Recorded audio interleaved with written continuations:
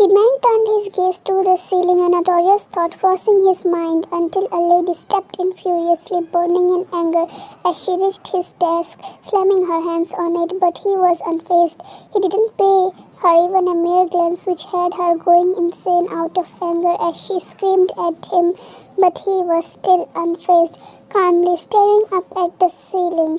The image of that blind girl crying while holding a crying child was branded in his mind.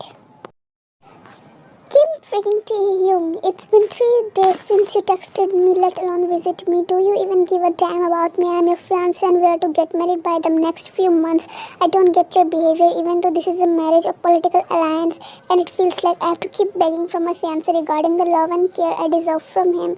It sounds so absurd, for God's sake. How are you not affected by it, even though, I repeat, even though it's just a political alliance?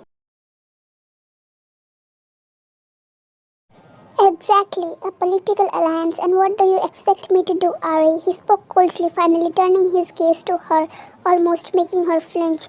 You can at least pretend to care about this political alliance, and what if I don't give a damn? What will you do, dear Ari? Why are you behaving like this? For God's sake, try to give a damn about me, your future wife.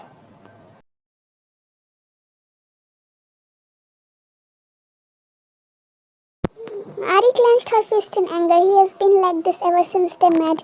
He's acting as if he doesn't give a damn about her, which is true. She knew. She fell in love with him at first sight, but he never fell. Well, right now she wanted to scream at him, but somewhere she knew it was her own fault. She was constantly putting in efforts for him, hoping one day he'd change and fall in love with her, and they'll both create a mini and happy family together.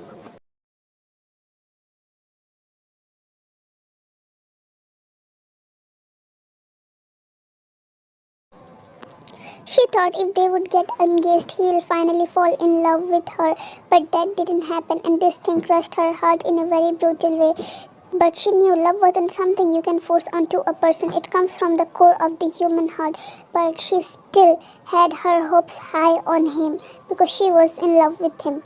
She was drowned in these thoughts, but his cold words brought her back to the harsh reality of their marriage of alliance.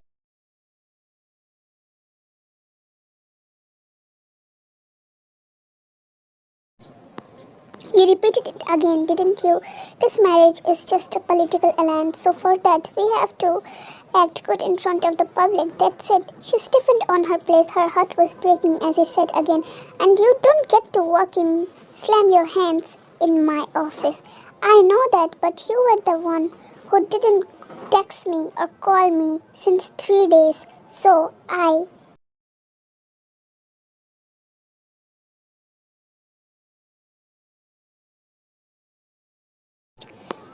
was angry. I didn't realize it and I'm not sorry for it. Well, now I'm working, aren't I? So move out now. Her breath hitched at his words, but his dark gaze made her realize she should really move out as she gulped, taking her steps out, and once she was out, she closed the door behind, making sure not to slam it out of anger.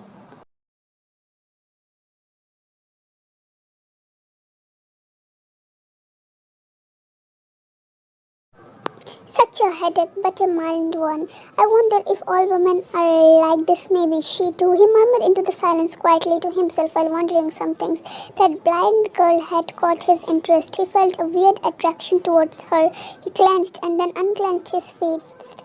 Damn, these feelings are maddening. Why is he even expressing such interest towards a blind girl whom he had seen for the first time in his hospital through his computer screen? He doesn't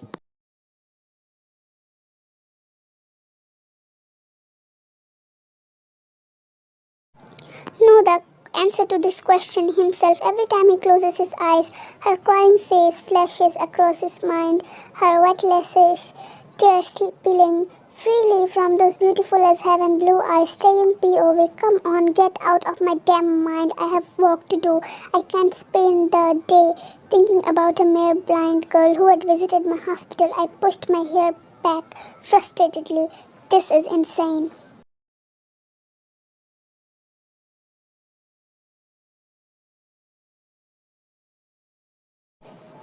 I shook my head. Goddamn, focus on the damn work. You have things to look after and POV. He tilted his head, getting back on the computer. After 2 good minutes of working, he put his head on the desk. He had saved that particular footage of that girl crying. His hands are itching to click on the footage and watch. His eyes widened slightly as he realized something.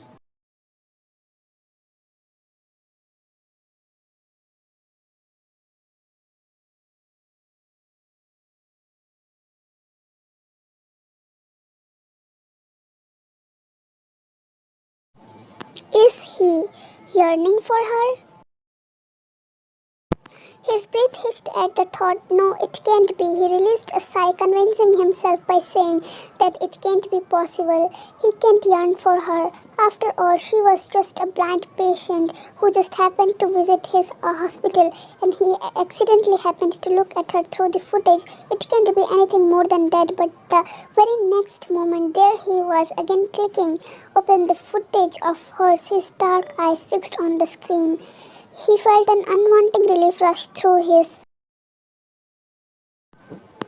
body as his eyes fell on her figure, and for the next 27 minutes he was watching the same clip over and over again until Enoch interrupted him. He immediately clicked back from the footage as he cleared his throat immediately and pushed his hair back, being frustrated at the interruption.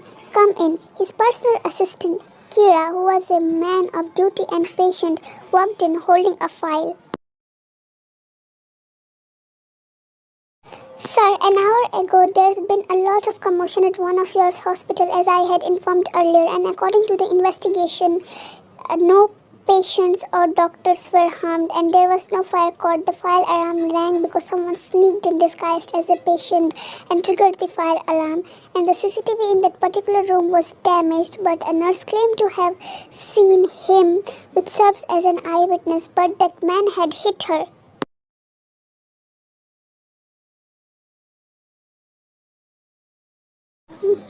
And escaped, leaving her unconscious, and by the time the guards came, he had already escaped. Only one thing the nurse said before she passed out was there was a tattoo on his left hand's ring finger.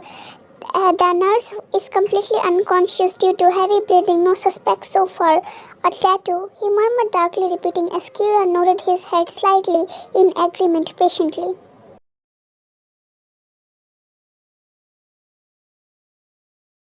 After having come from the hospital, Vine was in her room. She wasn't crying, but she was shaken. The doctor didn't see her today. He has called her after a week after the chaos was calmed at the hospital that no fire was caught. It was a misconception, and finally, after 30 minutes passed, her parents, who had run away leaving her, came upon and took her home. The child was also given to its parents, but today she realized, even in danger, no one would come to save her, and she herself was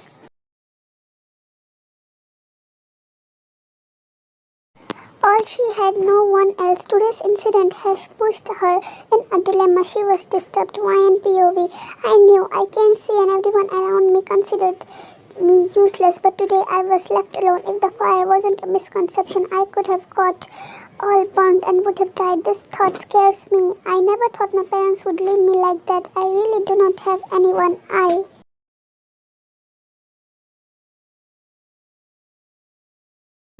realized it today, and I can't see things the same ever since. I wonder if things would have been different if I could see the world and be useful. This life feels like a burden. I want some peace and POV. She quietly closed her eyes, drowned in thoughts about today's incident. The harsh reality of the cruel world and its people has displayed openly in front of her today.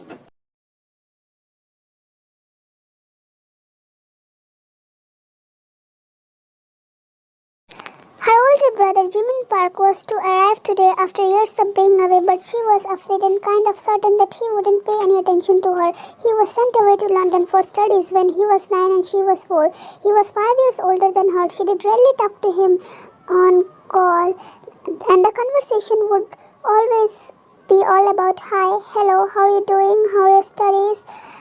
Yet she remembers when she was small how he did always take care Of her she wasn't able to see, but he, her elder brother, guided her everywhere when they were small, and he did always stick her close to himself. Those memories often make fresh tears well up in her eyes as she pushed her knees closer to her chest, resting her head on her knees as a few tears trickled down her cheeks. Those sweet childhood memories were the best memories she had in her life. She fears if her brother would happen to turn out like the others tomorrow.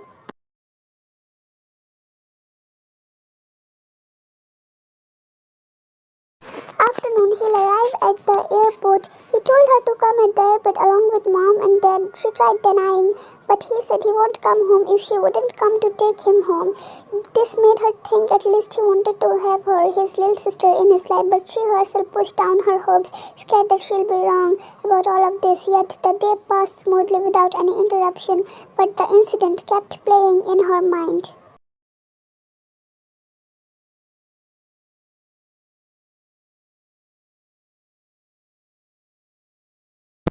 When her parents were in the car, her dad was driving to the airport. Both her parents were happy to see their son after years. As soon they reached the airport,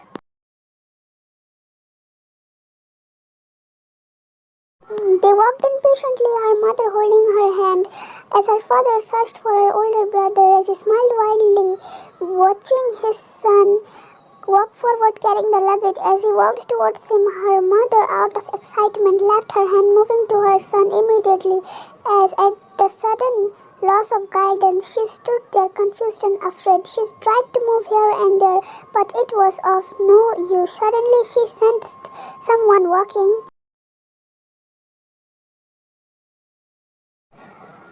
towards her. She mistakenly thought it was her dad. As she moved forward, sensing it, and soon reached out her hand and caught the other person's hand. As she murmured hesitantly, "Dad, is it you?" Getting pushed in the hustle and bustle, she landed right into the person's arms as the person wrapped their hands around her waist, stabilizing her on her feet.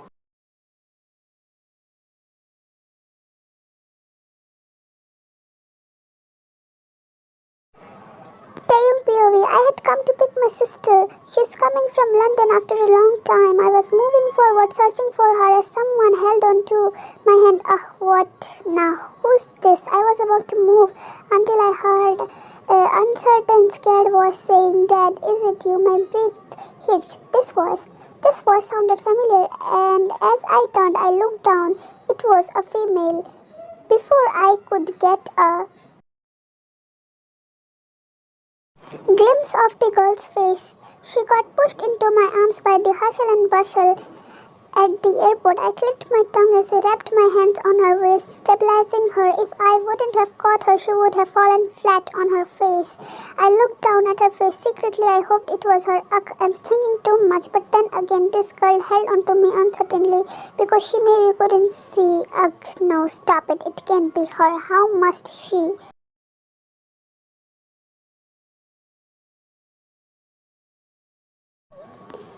Be here. I'm thinking too much. She hesitantly turned her head here and there before she finally looked up. My breath hitched.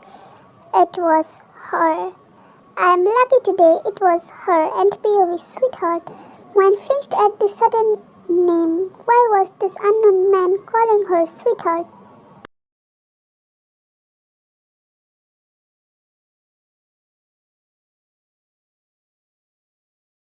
Before he could speak any further, a dark, calm voice spoke through behind him, making him go still on his place.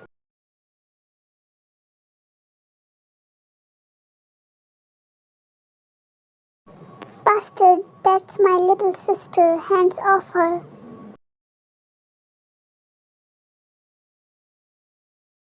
Thank you so much for reading till the end. Your love and support means everything to me. If you enjoyed this story, don't forget to subscribe, leave a comment and tap a like. It keeps me motivated to bring you more. Can't wait to share the next journey with you all.